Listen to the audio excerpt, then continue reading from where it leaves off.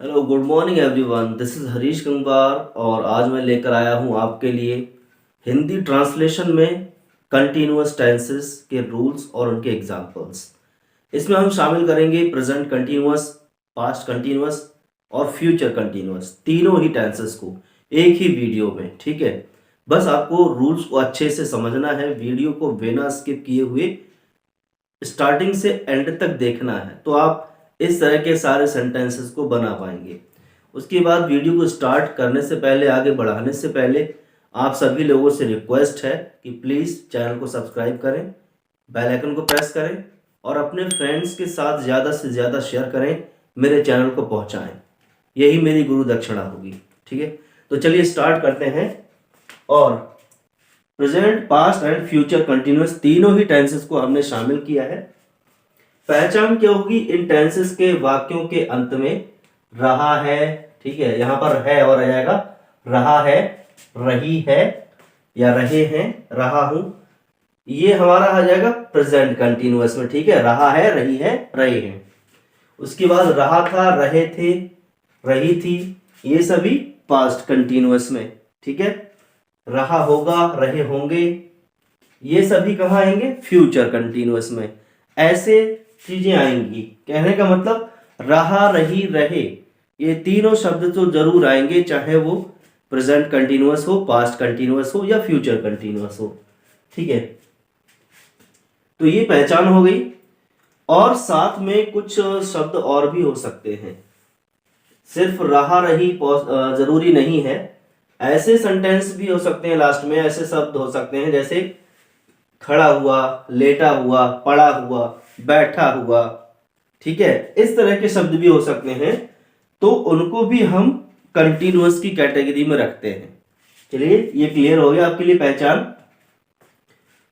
अब रूल की बारी आती है, रूल को पढ़ते हैं ध्यान से। सभी टेंस में हेल्पिंग वर्ब का रोल बहुत जरूरी है। ठीक है, तो सबसे पहले हम हेल्पिंग वर्ब को स्टडी करेंगे। हेल्पिंग वर्ब क्या आएगी, प्रेजेंट इंडेफिनिट, सॉरी, ये प्रेजेंट कंटिन्यूअस हो जाएगा। प्रेजेंट कंटिन्यूअस में हमारा हेल्पिंग वर्ब होगी is, are, am. And past continuous में हो जाएगी वॉज एंड वर। और फ्यूचर कंटिन्यूअस में हो जाएगा shall be and will be.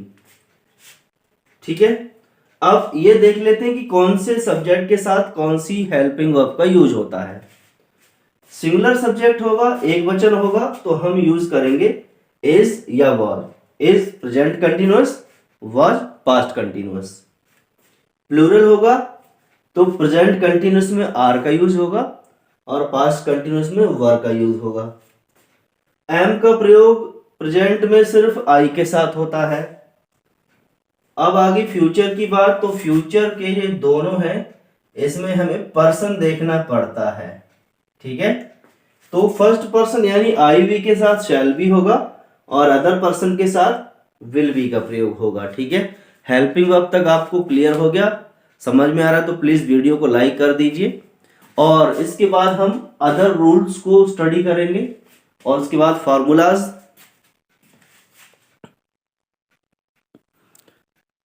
तो अगला जो नियम है रूल 2, उसमें हमें क्या करना है, फ्यूचर कंटिन्यूअस में नेगेटिव तथा इंट्रोगेटिव सेंटेंस बनाते हुए थोड़ा ध्यान देना है। वो ध्यान क्या है कि इसमें जो हमारी हेल्पिंग वर्ब होती है वो जॉइंट होती है, इसमें दो शब्द होते हैं, जैसे शैल बी या फिर विल बी। ठीक है, तो शैल और विल को तो रखते हैं पहले, नॉट हो तो नॉट से पहले और सब्जेक्ट हो इंट्रोगेटिव में तो सब्जेक्ट से पहले। ठीक है, और जो बी बचता है उसे नॉट या सब्जेक्ट के बाद में रखा जाता है। ये मान लीजिए जब भी नेगेटिव या इंट्रोगेटिव सेंटेंस होगा तो बी को और शैल को या फिर विल और बी को साथ में बिल्कुल नहीं रखा जाएगा, दोनों में से एक शब्द पहले और एक शब्द बाद में जाएगा। उसके बाद रूल 3, कंटिन्यूअस टेंस में वर्ब की आईएनजी फॉर्म का यूज होता है। जहां भी कंटिन्यूअस हो, present continuous, past continuous, future continuous, चाहे प्रेजेंट परफेक्ट कंटिन्यूअस हो, चाहे भले परफेक्ट कंटिन्यूअस में आ जाए, हम आईएनजी फॉर्म का ही यूज करते हैं। क्लियर, तो आईएनजी फॉर्म बनाने का रूल होता है, बनाने के कुछ नियम होते हैं। अगर उनको फॉलो करेंगे तो आईएनजी फॉर्म बनाते हुए आपको कभी भी कोई दिक्कत नहीं होगी। जनरली बहुत सारे स्टूडेंट्स यही प्रॉब्लम्स करते हैं, ये मिस्टेक्स करते हैं आईएनजी फॉर्म बनाते हुए। ठीक है, कहाँ कहाँ मिस्टेक होती है आप लोगों को खुद समझ में आ जाएगा।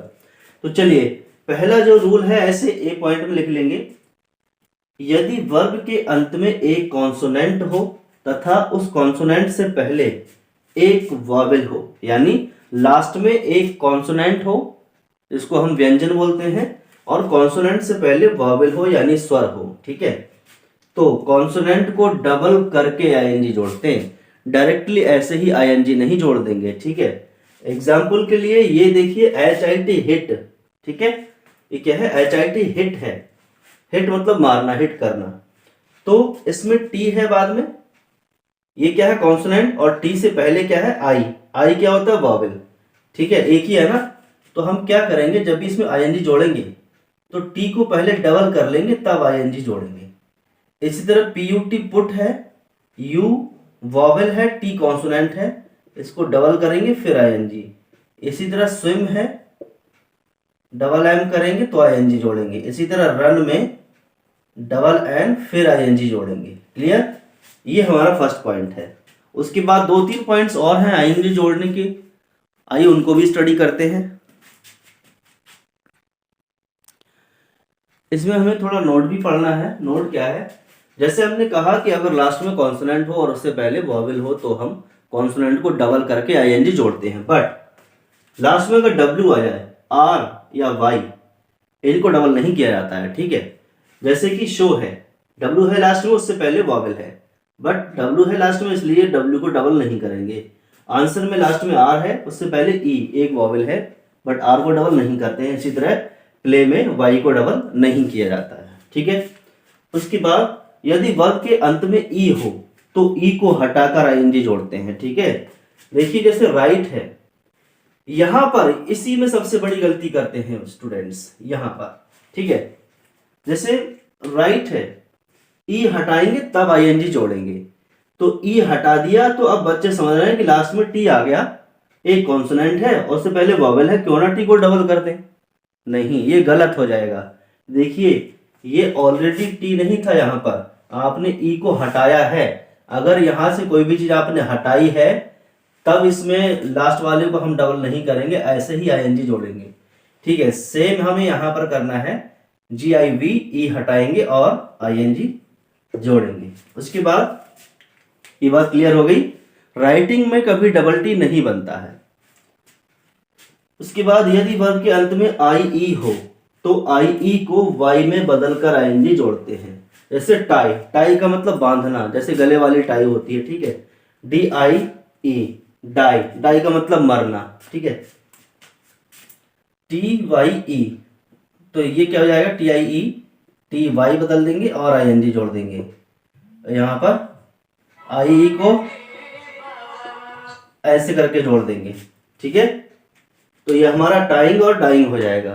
क्लियर, और यहां पर एक छोटा सा नोट और है जो बी वाले में लिखा जाएगा। ठीक है, बी वाले में क्या नोट आएगा कि यदि y के अंत में ई हो तो ई को नहीं हटाते हैं। ठीक है, जैसे DYE, ये डाई रंगना होता है, तो यहां पर हम आईएनजी डायरेक्टली जोड़ते हैं। अगर वाई के लास्ट में ई होता है तब हम ई को नहीं हटाते हैं। इन बारीकियों को ध्यान में रखना बहुत जरूरी है। इसके बाद हम फार्मूलाज लिखेंगे, तीनों के एक साथ में फार्मूलाज दे दूंगा, और उसके बाद हम सभी को मिक्स करके एग्जाम्पल्स लिखेंगे और सॉल्व करेंगे।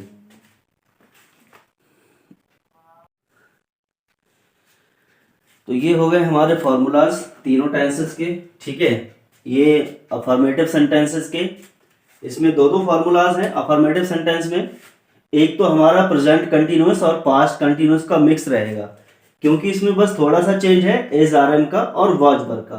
एज आर एम प्रेजेंट में और वॉज वर पास्ट में। ठीक है, फ्यूचर का मैंने अलग से बनाया है क्योंकि फ्यूचर में हेल्पिंग वर्ब में दो शब्द हैं। ठीक है, तो ये हमारा फ्यूचर इंडेफिनिट का है अफर्मेटिव सेंटेंस, सब्जेक्ट के बाद शैल बी या विल बी, आईएनजी फॉर्म और ऑब्जेक्ट। नेगेटिव सेंटेंस में प्रेजेंट इंडेफिनिट और प्रेजेंट कंटिन्यूअस और पास्ट कंटिन्यूअस का एक साथ है। सब्जेक्ट के बाद इज, आर, एम या was, were plus not plus ING form और ऑब्जेक्ट। फ्यूचर कंटिन्यूअस का अलग है, क्योंकि मैंने कहा था कि जब हम फ्यूचर कंटिन्यूअस में नेगेटिव और इंट्रोगेटिव सेंटेंस बनाएंगे तो शैल और विल नॉट से पहले आएगा और बी नॉट के बाद में लिखा जाएगा, उसके बाद आईएनजी फॉर्म, उसके बाद ऑब्जेक्ट। ठीक है, अब आते हैं इंट्रोगेटिव सेंटेंस में। प्रेजेंट कंटिन्यूअस और पास्ट कंटिन्यूअस का एक साथ है। Is, are, am present continuous का formula, was, were past continuous का। उसके बाद सब्जेक्ट आएगा, उसके बाद नॉट अगर होता है तब, इंट्रोगेटिव में नेगेटिव भी होता है तो नॉट यहाँ पर, उसके बाद आईएनजी फॉर्म और उसके बाद ऑब्जेक्ट, लास्ट में क्वेश्चन मार्क मस्ट है। ठीक है, और ये हमारा फ्यूचर कंटिन्यूअस का फॉर्मूला। क्वेश्चन वर्ड, उसके बाद शैल या विल। ठीक है, नेगेटिव में और इंट्रोगेटिव में बी आपको शैल और विल के साथ में नहीं रखना है, उससे दूर रखना है। ठीक है, शैल या विल पहले, उसके बाद सब्जेक्ट, उसके बाद नॉट, उसके बाद बी और उसके बाद आईएनजी फॉर्म, ऑब्जेक्ट और लास्ट में क्वेश्चन मार्क। आई होप आपको ये फॉर्मूलाज क्लियर हो गए होंगे। और इसके बाद हम कुछ एग्जांपल्स पे बात करेंगे। तीनों टेंसेस के अफर्मेटिव, नेगेटिव, इंट्रोगेटिव सेंटेंसेस को शामिल करते हुए, पहचान करते हुए उनको हम ट्रांसलेट करेंगे रूल्स को फॉलो करते हुए। और वीडियो अभी अच्छा लग रहा है तो प्लीज़ लाइक कर दीजिए, सब्सक्राइब करिए चैनल को, बेल आइकन को प्रेस करिए।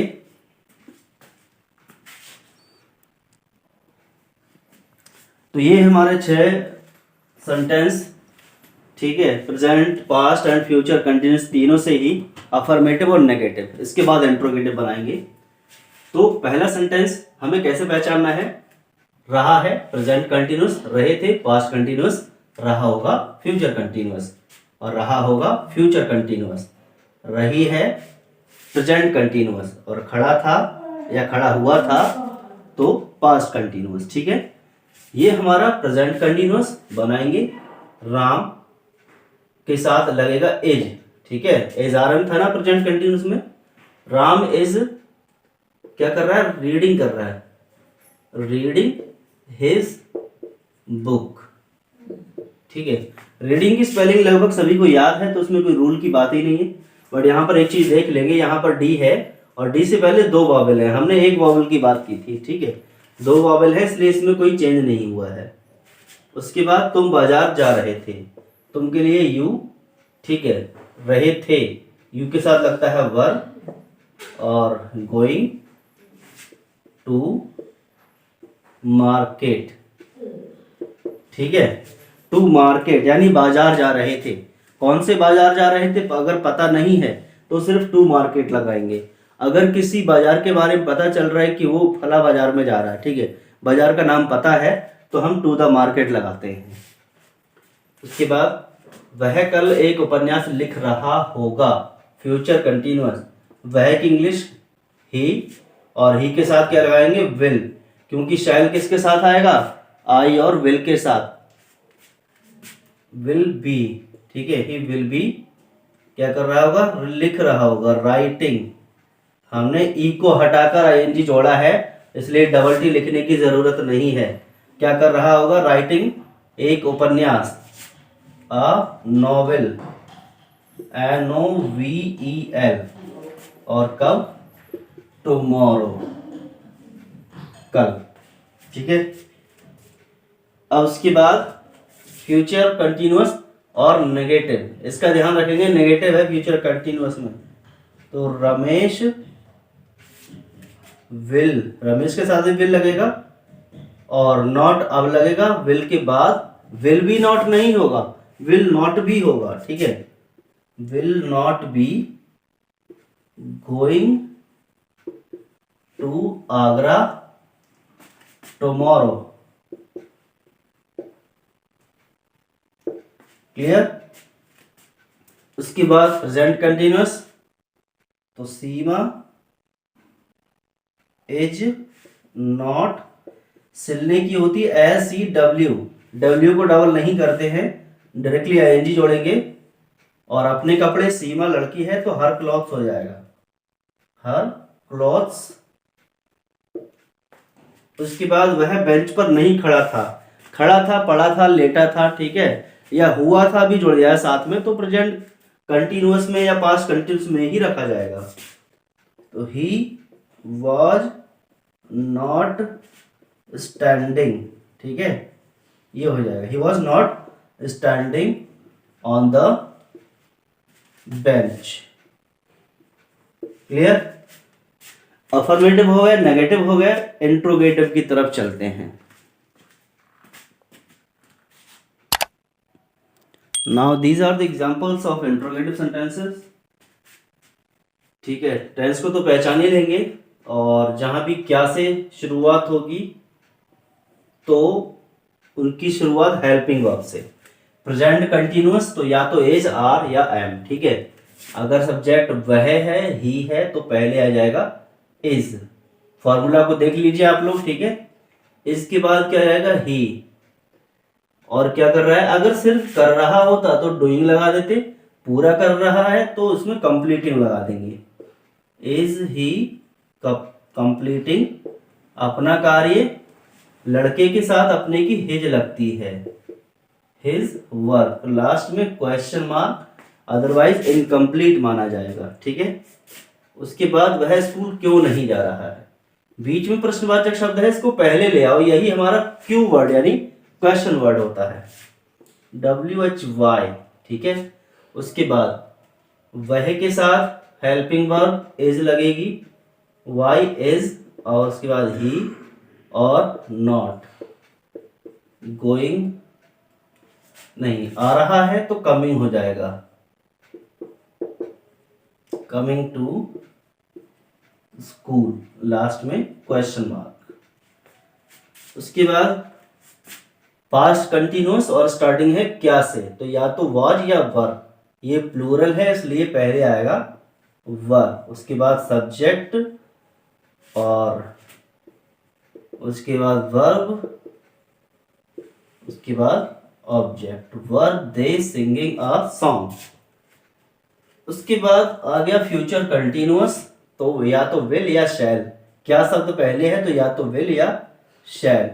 पहले आएगा शैल क्योंकि सब्जेक्ट है मैं, आई, यानी कि फर्स्ट पर्सन होगा तो शैल लगता है, और उसके बाद आई और नॉट भी रखा हुआ है तो नॉट आएगा सब्जेक्ट के बाद, और उसके बाद आएगा B.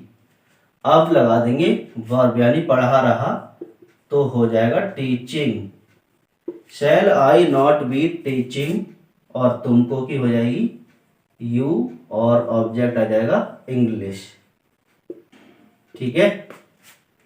Shell I not be teaching you English, या तो टीचिंग इंग्लिश टू यू हो जाएगा, ठीक है, इंग्लिश पहले लगाओगे, यू बाद में लगाओगे तो टू यू हो जाएगा। उसके बाद फ्यूचर कंटिन्यूअस ही है, क्या शब्द बीच में आया है, क्या शब्द बीच में आएगा तो उसकी अंग्रेजी लगानी पड़ेगी, क्या शब्द स्टार्टिंग में आता है तो उसकी इंग्लिश नहीं लगती है। तो सबसे पहले हम लगाएंगे व्हाट और विल इसलिए आया है क्योंकि सब्जेक्ट यू है, और सब्जेक्ट यू के बाद बी आ जाएगा, what will you be doing, सिर्फ करना है तो डूइंग आ जाएगा, और टुमारो।